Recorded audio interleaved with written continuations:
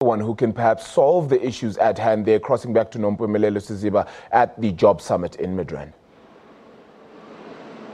Thanks very much, Arabile. Well, with me, I have the Labour Minister, Mildred Oliphant, standing by with me just to give us a sense of what this is all about and the kind of work that she's been doing in the lead up to this. Thanks very much for joining us, ma'am. So there's been a lot of work that's been done in the lead up to this Job Summit. Just tell us about it.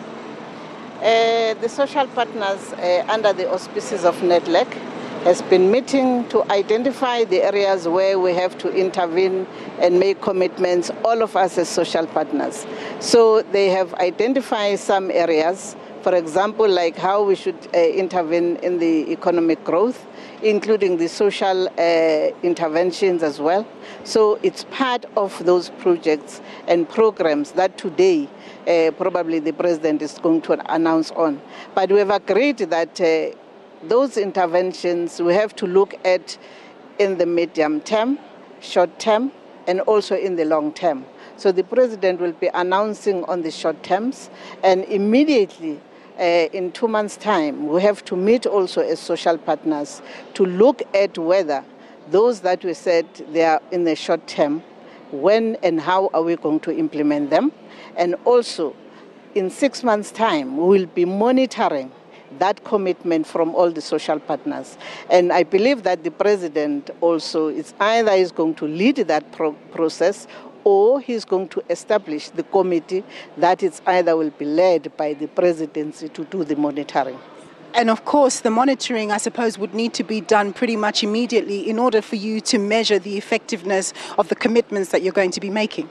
Of course, all the announcements that are going to be made today, we are going to say in the 2 months' time, let us look at whether they have started to implement.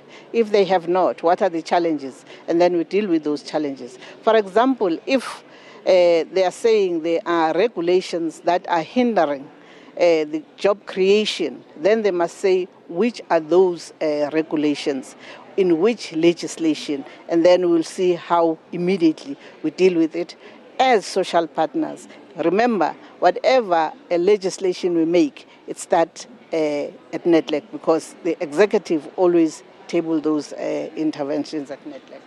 Minister, one of the concerns has been that there's been a perception that it's government that creates jobs, when in actual fact it's the private sector. And people feel that in this summit, the opportunity shouldn't be wasted, and that the private sector should take the lead, so to speak, even though you're working as social partners. Your view?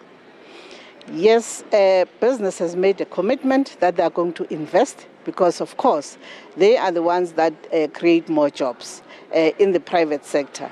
Government only create jobs in the public sector. So it's very, I must say, in the public sector, we don't have huge, for example, opportunities. But we are saying those departments that have vacancies, they must fill them as soon as of yesterday, particularly those that have been budgeted for.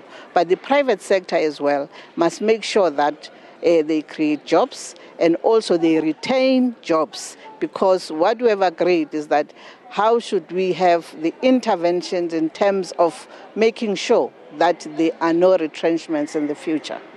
Ma'am, is there going to be a consideration possibly of exemptions around the national minimum wage? Because some people in the private sector say that may be a hindrance in terms of creating jobs in certain sectors.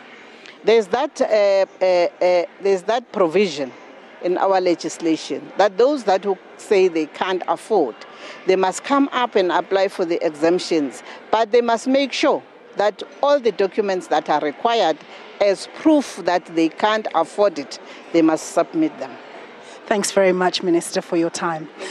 Well, that was the Minister of Labour, Mildred Oliphant, just telling us a little bit about the Job Summit and what we can expect from the President. Ara, back to you.